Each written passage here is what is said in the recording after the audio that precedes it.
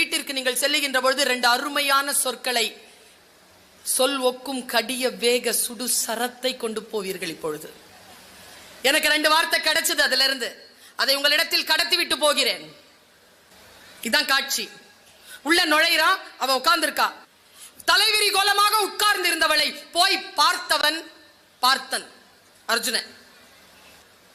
உள்ள நுழையிறான் அர்ஜுனன். திரௌபதி நல்லா இருக்கிறியாமா?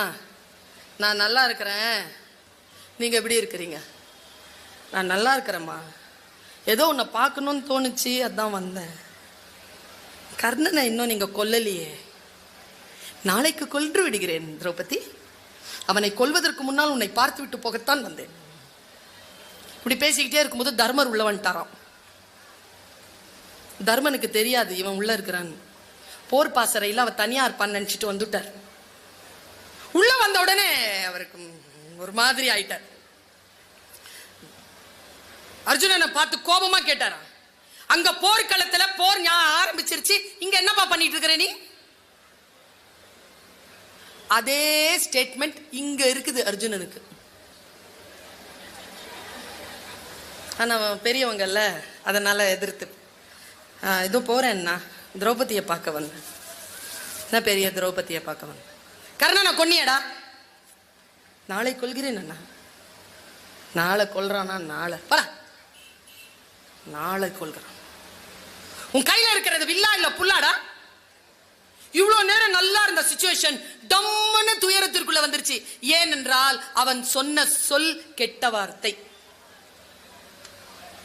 அர்ஜுனன் தன்னுடைய குருவின் மீது ஆணையிட்டு இருக்கிறானாம், என் காண்டிபத்தை யாரேனும் குறை சொன்னால் அவர்களை சிறைச்சேதம் சென்று செய்து விடுவது, இல்லை என்றால் தான் அக்னி சமாதி அடைவது.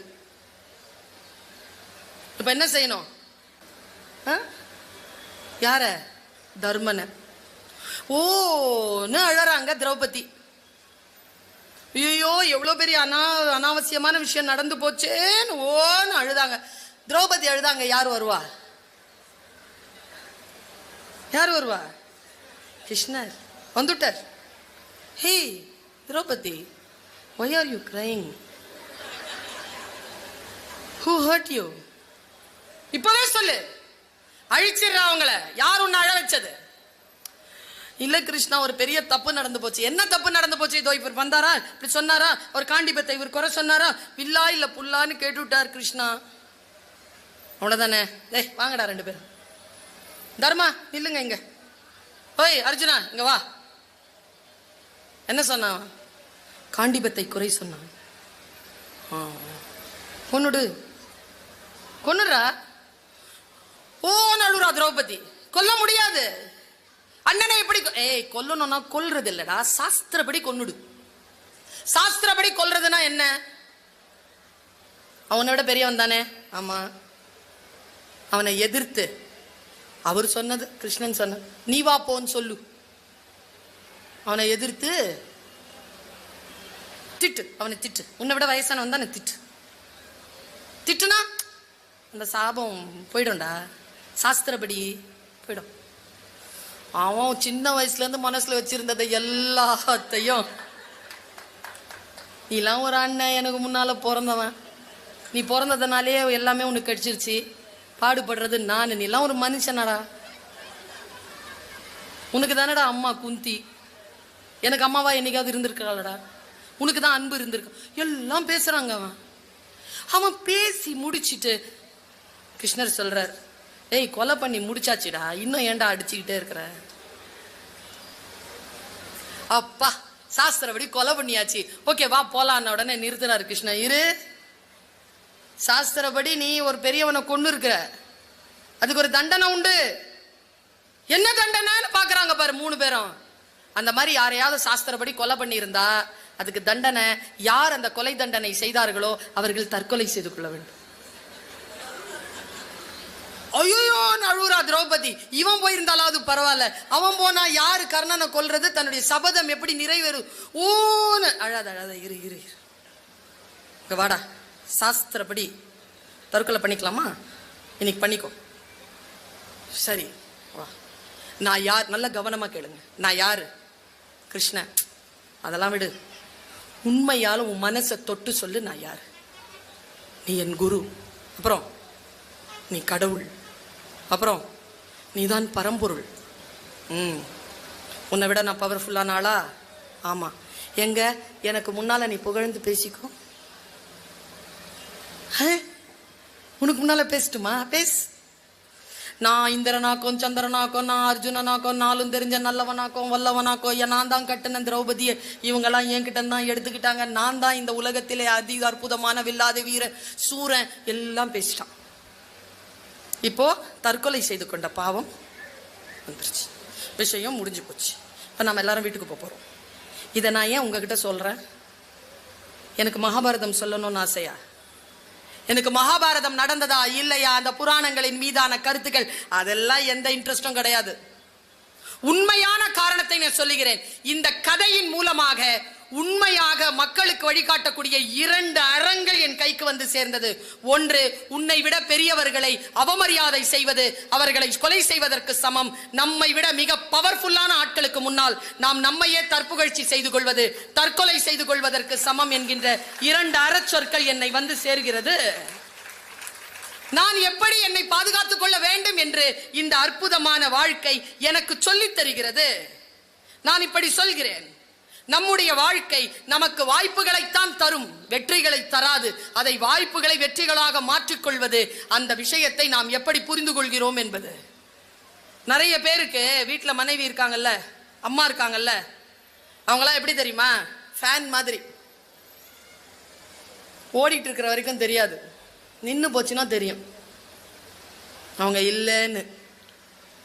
சுவிட்ச் ஆஃப் பண்றதுக்கு முன்னால பெருமதியை புரிந்து கொள்ளுங்க. இது இல்லை என்றால் நம் வாழ்க்கையில் சில விஷயம், நான் பல இடங்கள்ல சொல்லியிருக்கேன், சில விஷயங்கள் நமக்கு புரிவதே இல்லை. முக்கியமாக குழந்தைகளுக்கு புரிவதே இல்லை. புரிகின்ற வயது வருகின்ற பொழுது எல்லா அனுபவங்களும் கடந்து போகின்றன. அந்த ஞானத்தால் ஒரு பிரயோஜனமும் இல்லை. கண்ணதாசன் தான் சொல்வார், முத்தம் என்றும் மோகம் என்றும் சத்தமிட்டு சத்தமிட்டு புத்தி கெட்டு போனதொரு காலம், இங்கு ரத்தமற்று போன பின்பு ஞானம். ரத்தமற்று போனதற்கு பின்னால் இல்லை, ரத்தம் சூடாக இருக்கின்ற பொழுதே இந்த ஞானங்களை பெற்றுக்கொள்வது. நீங்க இப்ப சந்திச்சிருப்பீங்கல்ல ஒரு மிகப்பெரிய செய்தி, வயநாடு சரிஞ்சுதா? எல்லாருமே இந்த ரீல்ஸ் பாக்குறவங்க உண்டு தானே? அதுல ஒரு காட்சி வந்தது, எல்லாருமே அதை பல லட்சம் பேர் பார்த்திருக்காங்க. நான் நினைவுபடுத்துகிறேன். ஒரு ஃபேமிலி வந்து கீழே இறங்காம மேல போச்சா, ஒரு கை குழந்தையோட. நான் அதை நினைவுபடுத்துறேன். தெரியாதவர்கள் தெரிந்து கொள்ளுங்கள், தெரிந்தவர்கள் நினைவுபடுத்திக் கொள்ளுங்கள். அந்த குடும்பம் மேல போகுதுங்க, மலை மேல.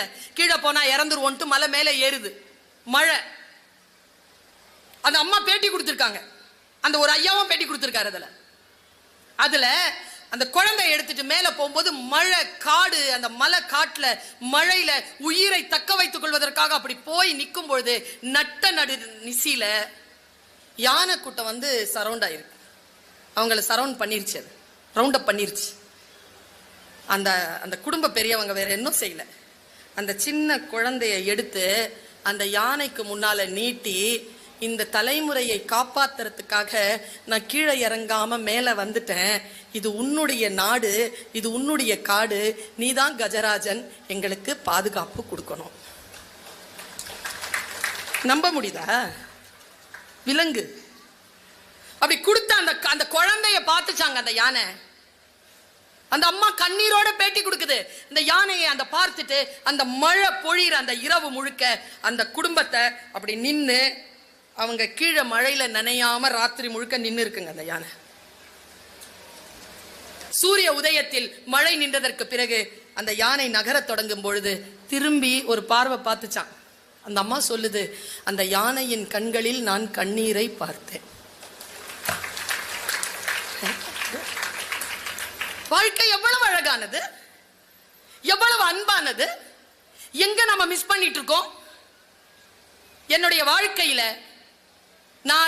நான் சார்ந்திருக்கக்கூடிய மதம் வேறாக இருந்தாலும் இந்த நாட்டின் விழுமியங்களின் மீது எனக்கு மாறாத மரியாதை உண்டு. எங்க அம்மா எப்பவுமே சீரியல் பார்க்காதவங்க சீரியல் பார்த்துருந்தாங்க. ஒரு நாள் நான் வீட்டுக்குள்ள நுழைறேன், இரு இரு அப்படிங்கிறாங்க. பசிக்குதுமான்னு கேட்கிறேன், இரு பார்த்துட்டு இருக்காங்க. என்னடா பார்க்குறாங்க, என்னம்மா சமைச்சிங்க? மீன் குழம்பு இரு அப்படி. மீன் பொரிச்சிங்களா? மசாலா தடவி வச்சிருக்கேன், பொரிச்சு தரேன் இரு. சீரியல் எங்கள் அம்மா அப்படி பார்க்க மாட்டாங்க, ஆனால் சீரியல் பார்க்குறாங்க. நான் போய் பொரிச்சு, நீ கருக்கிடுவ, மரியாதையா இரு, நான் செஞ்சு தரேன்னு சொன்னல இரு அப்படிங்கிற. சரின்னு இருந்துட்டேன். எங்கள் அம்மா பேச்சா நான் கேட்பேன், குழந்தைகளுக்கு சொல்கிறேன். எங்கள் அம்மா நான் சூப்பருங்க. எங்கள் அம்மா மட்டும் இல்லை, எல்லாருடைய அம்மாவும் சூப்பர் தான். நான் நல்லா ட்ரெஸ் பண்ணிட்டு போவேனா. எங்கள் அம்மா ஒரு நாள் கேட்டுச்சு, நல்லா இருக்க, ரெக்கார்டிங்கா? ஆமாம். மேக்கப் போட்டிருக்க? மேக்கப் இல்லைம்மா, சும்மா மை வச்சு. நல்லா இருக்கு. கேமரா முன்னால வரணும்னா உன்னை நல்லா அலங்கரிச்சுக்கிறல்ல, பர்மனண்டா ஒரு கேமரா உன்னை பார்த்துக்கிட்டே இருக்கு, அது முன்னால அழகா இரு. கடவுளை சொல்றேன். அம்மா அப்படிதான் ஊசி போட்டுக்கிட்டே இருக்கும் எங்க அம்மா. அன்னைக்கு சொல்றாங்க, நான் ட்ரெஸ் பண்ணிட்டு வெளியில வரும்போது செருப்பு மாற்ற இடத்துல ஒரு நிலக்கண்ணாடி வச்சுட்டாங்க ஒரு நாள். நீ வெளியில் போகிறாய், வெளியில் உன்னை யார் எப்படி பார்ப்பார்கள் என்பதனை முதலில் நீ உன்னை முழுமையாக பார்த்து விட்டு செருப்பு போடு. இதை சொல்லாம நிலக்கண்ணாடி வச்சு விட்டாங்க. அவங்க அம்மா ரொம்ப டெரர், தூத்துக்குடிக்காரங்க, உங்க பாண்டிய நாடு தான், காயல்பட்டணம். உட்காந்து கேட்டுட்டு இருக்கிறாங்க, ரொம்ப ரிலீஜியஸான ஆளு. ஆனா அங்க போயிட்டு இருக்கிறது ஒரு புராண கதை. புராண கதையெல்லாம் பார்க்க மாட்டாங்க எங்க அம்மா, ஆனா அன்னைக்கு பாக்குறாங்க. ஒருத்தன் அப்படி தவம் செஞ்சிட்டு இருக்கிறான், அவன் பேர் துர்கா மாசூர். ஐயோ, அரக்கனா இப்படி அழகா இருக்கிறான்னு பார்த்தேன் நான். அது ஹிந்தி, தமிழ் டப் பண்ணிருக்கு. காளி அப்படின்னா காளி வந்துட்டா. காளி அவ்வளோ அழகா இருக்கா, முடியும் அவ்வளோ அழகா இருக்கா, ஆனா கருப்பா இருக்கு. கருப்பா இருந்தாலும் அவ்வளோ அழகா இருக்கா. நாளை எனக்கும் இதான் மேட்டரா. ஆனா இதை சொல்லுறதுக்கு முன்னால சொல்லிடுறேன், நான் சாப்பிடல அன்னைக்கு, ட்ரெஸ் கூட சேஞ்ச் பண்ணல, என்னுடைய சோஃபால அப்படியே படுத்தவ தான். மனசு அவ்வளோ காயமாயிடுச்சு எனக்கு அதை பார்த்து. நான் அதை கடத்திட்டு போயிடுறேன். நான் மறுபடியும் இறைவனை பிரார்த்திக்கிறேன், நல்ல சொற்களை, நீங்கள் புரிந்து கொள்ளக்கூடிய சொற்களை இந்த காட்சியிலிருந்து இறைவன் என் வாயிலிருந்து தந்துடணும். ஆனால் ஒரு வாக்கு கொடுக்கணும் ஆண்கள். நான் இப்போ ஒரு விஷயம் சொல்ல போறேன், அதை இங்கே மறந்துடணும். நீ சொல்ல அப்படிங்கிறாரு. பெண்கள் இருக்கீங்கல்ல, சாவுற வரைக்கும் மறக்கக்கூடாது, சரியா? அவங்க மறந்துடணும் இன்னைக்கே, இப்பவே பாருங்க. காளி அப்படின்னு காளி வரா. காளி கிட்ட சொல்ற, நாளைக்கு எனக்கும் ஆதிபராசக்திக்கும் போர், ஆதிபராசக்தியை நான் கொல்ல வேண்டும், எனக்கு ஆயுதம் தான். காளி சொல்ற, ஒரு ஆயுதமும் கிடையாது, ஆதிபராசக்தி எல்லாம் கொல்ல முடியாது, போடா அன்ட்டு போயிடுச்சு. அது கையை அறுத்து போடுறான். காளி மறுபடியும் வரா, ஏன்பா இப்படி பண்ற, என் பக்தன், நீ எல்லாம் அறுத்து போடக்கூடாது, என் தவ வலிமை குறையும். நீ இப்ப காளியா நீ நிக்கிற, உன் சக்திக்கு நான் என்னை தவம் செய்து கொண்டிருக்கிறேன். ஆதிபராசக்தியை கொல்லுகின்ற ஆயுதம் உன்னிடத்தில் உண்டு என்று புராணம் சொல்லுகிறது. நீ எனக்கு சொல்லலைன்னா நான் கழுத்தறுத்துக்கு வேண்டாம். காளி நிக்கிறா. அந்த ரகசியத்தை சொன்னால், ஆதிபராசக்திகள் தான் இந்த நாட்டில் இருக்கக்கூடிய எல்லா பெண்களும் அவளை கொல்லக்கூடிய அந்த மந்திரத்தை அந்த ஆண் அசுரனிடம் காளி தந்தாள். இதோ அந்த மந்திரத்தை உங்களுக்கும் இப்பொழுது அறிய தரப்போகிறேன். இன்றைக்கே நீங்கள் அதை மறந்து விடுங்கள். நிற்கிறாங்க, சொல். சரி, எத்தனை மணிக்கு? நாளைக்கு காலையில் 5 மணிக்கு சூரியோதயம் வரும்ல? ஆமா. காளி வருவாள்ல, இவ ஆதிபராசக்தி வருவாள்ல? ஆமா. ஒன்றும் செய்யாத, கையில எந்த ஆயுதத்தையும் எடுத்துக்காத. நம்ம வீட்டில் ஆண்கள் இருக்காங்க, அவங்க சண்டை போடுறதுக்கு நாம தயாராகும் போது என்ன தெரியுமா சொல்லுவாங்க? இப்போ நீ கடைசியா என்ன சொல்றன்னு, யோ சண்டையே ஆரம்பிக்கல, என்ன கடைசியா? சண்டையே போட விட மாட்டாங்க, பத்தியா? பார்த்துருக்கீங்களா நீங்க? பா, அவங்கள மாதிரி பாலிடிக்ஸ் பெண்களுக்கு வராதுங்க. நம்ம குயோ முறையோன்னு சத்தம் போட்டு கேவலப்பட்டு போவோம், சைலண்டா இருந்து எல்லா வேலையும் செஞ்சுட்டு போயிடுவாங்க. பா, பேசவே மாட்டாங்க, பார்த்துருக்கீங்களா? நாம பேசலன்னா அவங்க உயிரே போயிடும். நாம பேசிக்கிட்டே இருக்கணும், அவங்க பேச மாட்டாங்க. அப்படிதான் ஒத்த சொல் தான். ஊருக்கு போயிட்டு வராங்களே, இப்போ நான் ஊருக்கு போயிட்டு வரல, என் வீட்டில் எவ்வளோ கதையாக சொல்வேன் தெரியுமா? ட்ரெயின் ஏறினதுலேருந்து இறங்குனதுலேருந்து எல்லாம் சொல்வேன். அவர் போயிட்டு வருவார் 3-4 நாளைக்கு, ஒரு வார்த்தை சொல்ல மாட்டார். ஏன் சொல்லு, சொன்னால் புரியாது மேடம் அவங்களுக்கெல்லாம். பெண்களுக்கு என்ன வேண்டும் தெரியுமா? இன்னைக்கு தெரிஞ்சுக்கோங்க, சொல். பெண்களுக்கு உங்கள் சிறிய சிறிய அன்பான சொற்கள் தான் வேண்டும், வேறு எதுவுமே வேண்டாம். சின்ன சின்ன அன்பான சொல். சாப்பிட்டியா, இன்னைக்கு அழகா இருக்கிறிய, சொல்ல. இருந்தா சொல்ல மாட்டோமா மேடம்?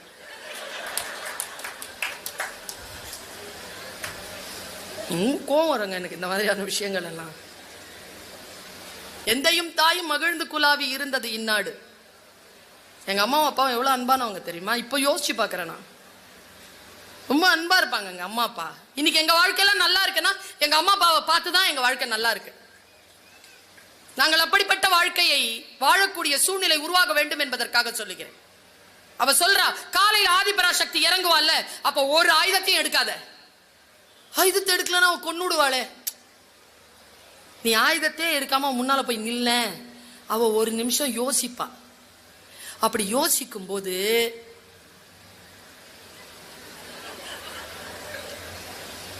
அவளை எதிர்த்து நிந்தனை சொற்கள், அப்படின்னா கெட்ட வார்த்தைகள் பேசு. கெட்ட வார்த்தைன்னா, நீனா ரொம்ப அழகியா, நீ படிச்சுட்டா, அப்பா உன்னை நல்லா வளர்த்துருக்கிறான், உன்னை போய் ஏன் தலையில கட்டி கொடுத்துருக்காங்க, அறிவே கிடையாது, நல்லா சாப்பிட்டு சாப்பிட்டு உடம்பு வீங்கி கிடக்கிறது, ஏதோ ஒரு விஷயம் ஒழுக்கமா இருக்கா உங்ககிட்ட, இப்படி சொல்லிட்டே இருக்கும்பொழுது நமக்கு பலவீனமா இருக்கும் இல்லைங்க.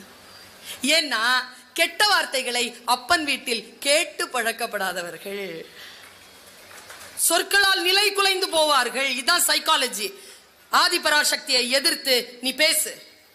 நீ என்ன பெரிய சக்தியா, நீ என்ன அழகியா, உன் நிர்வாக திறத்தால் தான் உலகம் ஓடுதா, நீ எல்லாம் எந்த மாதிரி குருபின்றது எங்களை மாதிரியான ஆட்கள் கிட்ட கேள்வி சொல்லுவாங்கன்ற மாதிரி அவளை எவ்வளவு நிந்தனை பண்ண முடியும் அவ்வளவு நிந்தனை பண்ணு. நிந்தனை பண்ணா அவ சக்தி குறைவாள், குலைவாள், குலைந்து போய் சின்ன பெண்ணாக மாறுவாள். அப்பொழுது உன் ஆயுதத்தை எடுத்து வீச அவள் இறந்து போவாள். அட பாவிகளா, இதுதான் பெண்களை சாய்க்கிறதுக்கு வச்சிருக்கிறீங்களா ஆயுதத்தை? வார்த்தைகள் சொன்னால் குலைந்து போவோமே. இந்த வார்த்தைகள் தானே, அந்த சொல் தானே. சொல் ஒக்கும் கடிய வேக சுடு சரமாய் வந்து விழுத. எல்லாம் ஒரு பொம்பளையா முடிஞ்சது, நில கொலைஞ்சு போறோமே. சரி, நான் அப்படியே உட்காந்து பார்த்துட்டு இருந்தேங்க. நான் என்னதான் நடக்குதுன்னு பார்ப்போன்னு. மணி 8:15, பசி கிசி ஒன்றும் இல்லை, என்னதான் நடக்குதுன்னு பார்ப்போம். அவ ஏதோ ஒரு வார்த்தையை சொல்லி இருக்கிறா, இவன் அந்த வார்த்தையை சொல்றான்னு பார்ப்போம். முடிவு என்ன இருக்குன்னு பார்த்துருவோம், பார்த்துட்டு போவோம். இன்னைக்கு நல்ல வேலை அது தொடரும்னு போடாம முடிச்சான். ஏன் என் உயிரே போயிருக்கும் இல்லைன்னா. காலைங்க சூரிய உதயம்ங்க, அப்படி இறங்குறாங்க அம்மா. தங்கத்தால தக தகக்கிற அந்த முடி, நெற்றி திலகம், ஃபுல் ஆபரணங்கள், கையில வேல் எடுத்துக்கிட்டு இறங்கினா பாருங்க. ஐயோ, அந்த டைரக்டர் அவ்வளவு அழகா பண்ணியிருந்தான். அதை அசுரனையும் அழகா பண்றவன் ஆதிபராசக்தி அழகா பண்ணிருக்க மாட்டானா? அப்படி வந்து இறங்குறாங்க. இறங்கி நின்ன உடனே நிக்கிறாள். அவன் ஒண்ணுமே சொல்லாம இப்படியே பாக்குறான். நீதான் ஆதிபராசக்தியா? இவ்வளவு அசிங்கமா இருக்கிற நீ, ஏதோ பெரிய சர்வ வல்லமை படைத்தவள்ன்ற இத்தினுண்டு இருக்கிற. இவ்வளவு சொன்னோட அவன் பாக்குறா. அவளுக்கு அம்மா தாயேன்னு வியந்து வியந்து பூஜை செய்துதான் பழக்கம். கெட்ட வார்த்தைலாம் அவளுக்கு பழக்கம். நில கொலைறாங்க அம்மன். நில கொலைஞ்சி நில கொலைஞ்சி நில கொலைஞ்சி அப்படியே பாக்குறேன். இத்தினுண்டு ஆயிட்டாங்க. இத்தினுண்டு ஆயிட்டு உடனே இந்த துர்கா மாசூர் என்ன பண்ணா, கையில அந்த வாளை எடுத்து, கதை தான், கையில அந்த வாள் எடுத்து ஓங்கி வெட்ட வந்தான் பாருங்க. எங்கிருந்து வந்தாரோ சிவபெருமான். சக்தி அப்படின்னு இறங்கினார். ஏய், நீதானடி எனக்கு சக்தி கொடுக்கவள், நீதானடி லோக மாதா, உன்னால் தானடி இந்த உலகம் இருக்கிறது, நானே உன்னால் தானடி இருக்கிறேன், இந்த பிரபஞ்சம் உன் காலடிக்கு பஞ்சமாக வந்து சேர்ந்ததடி, நீ இல்லை என்றால் இந்த உலகத்தில் எதுவுமே கிடையாது, நீ பேரழகி, பேரன்பு கொண்டவள், பெருங்கருணை கொண்டவள். துதிச்சு துதிச்சு துதிச்சு நல்ல வார்த்தை சொல்ல சொல்ல வளர்ந்து நிக்கிறா பாருங்க. அவ அப்படியே போய் துர்கா மாசுரனை கொன்னுட்டா. அன்றிலிருந்து அவளுக்கு துர்கைன்னு பேர். இதை நான் ஏன் உங்ககிட்ட சொல்றேன்? எனக்கு உள்நோக்கம் இல்லாமல் சொல்ல மாட்டேன் தானே. எனக்கு புராணங்களை சொல்வதா நோக்கம். நாம எல்லாருமே ஆதிபராசக்தி தான். எனக்கு தெரிஞ்சு நம்ம இந்தியாவில் பிறந்ததுக்கு, தமிழ்நாட்டில் பிறந்ததுக்கு கொடுத்து வச்சிருக்கணும். இங்கேதான் பர்வீன் சுல்தானாவை கூட பராசக்தியாக அறிவித்துக் கொள்ளலாம். இந்த உரிமை நமக்கு மட்டுமே இருக்கு, நம்ம நாட்டிற்கு மட்டுமே உண்டு, இந்த விழுமியங்களுக்கு மட்டுமே உண்டு. நான் இதை ஏன் சொன்னேன் தெரியுமா? நாம் எல்லோரும் ஆதிபராசக்திகள் தான். பொது வாழ்க்கையில் இருக்கின்ற பொழுது, வாழ்க்கையை சந்திக்கின்ற பொழுது துர்கா மாசுரர்கள் வருவார்கள். நம்முடைய ஆற்றலை குலைப்பதற்கு கெட்ட வார்த்தைகள் பேசுவார்கள், நிந்தனை வார்த்தைகள் சொல்லுவார்கள், நம்மை சைக்கலாஜிக்கலா நம்மள ரொம்ப கசக்கி பிழிவாங்க. இந்த பெண், இந்த தங்கை, இந்த அக்கா, இந்த தாய், இந்த டீச்சர், இந்த பேச்சாளர் உங்க கெட்ட பெண்கள் கிட்ட சொல்ற ஒற்றை சொல் இதுதான். சூடா வந்து சேர்தான் பாருங்க. உங்கள் வாழ்க்கையில் நீங்கள் இப்படி துர்கா மாசுரர்களை சந்திக்கின்ற பொழுது மிஸ்டர் சிவபெருமான் வந்து காப்பாற்றுவார் என்று இல்லாமல், இவன் என் ஆற்றலை குறைப்பதற்காகத்தான் பேசுகிறான், இவன் சொற்களை நான் பொருட்படுத்த மாட்டேன் என்று சொல்லுகின்ற பொழுது உங்கள் ஆற்றலை நீங்கள் இழக்காமல் உங்களை நீங்களே தூக்கி நிறுத்தி ஆதிபராசக்தியாக நிற்க முடியும் என்கின்ற சொல்லை பெற்றுக்கொள்ளுங்கள். வாழ்க்கை நமக்கு வசதியானது இல்லை. வாழ்க்கை மிகப்பெரிய சிரமங்களை தருவதுதான். அந்த சிரமங்களை கொண்டிருந்தாலும் அதை எதிர்கொள்ளுகின்ற ஆற்றல் யாருக்கு உண்டோ அவர்கள் தான் வாழ்க்கையில் ஜெயித்து வருகிறார்கள். மற்றவர்கள் உதிர்ந்து போகிறார்கள். நாம் ஜெயித்து ஒரு காட்டுப்பூவாக வளர வேண்டும் என்றால் சொற்களை கவனமாக கேட்டுக்கொள்ளுங்கள், சொற்களை கவனமாக உச்சரியுங்கள், சொற்களை கவனமாக படியுங்கள். ஏனென்றால் ஒரு சொல்லுக்கு பின்னால் மறைந்திருக்கக்கூடிய பொருள் வேறு தன்மை உடையதாக இருக்கும். ஒரு சொல்லுக்கும் இன்னொரு சொல்லுக்கும் இடையிலே இருக்கக்கூடிய வெற்றிடத்திற்கு சில பொருட்கள் இருக்கும். அந்த பொருட்களை முழுமையாக புரிந்து கொள்ளுகின்ற ஆற்றல் உங்களுக்கு வர வேண்டும் என்று சொன்னால் நீங்கள் வாசிப்பு பழக்கத்தை கையில் எடுத்துக்கொள்ள வேண்டும். சொற்களோடு உங்களுடைய உறவை மேம்படுத்தி கொள்ள வேண்டும். அதற்கு உங்களுக்கு புத்தக வாசிப்பு உதவும். நமக்கு முன்னால் வருகின்ற எந்த அம்பாக இருந்தாலும் அதை திசை திருப்பி விடுகின்ற சொல்லாற்றல், பேரொருணையும் பெரும் கருணையும் பேரன்பும் கொண்ட அந்த இறை ஆற்றலால் உங்கள் அத்துணை பேருக்கும் வாய்க்கட்டும் என்று சொல்லி வாய்ப்பளித்தமைக்கு நன்றி பாராட்டி நிறைவு செய்கிறேன். நன்றி, வணக்கம்.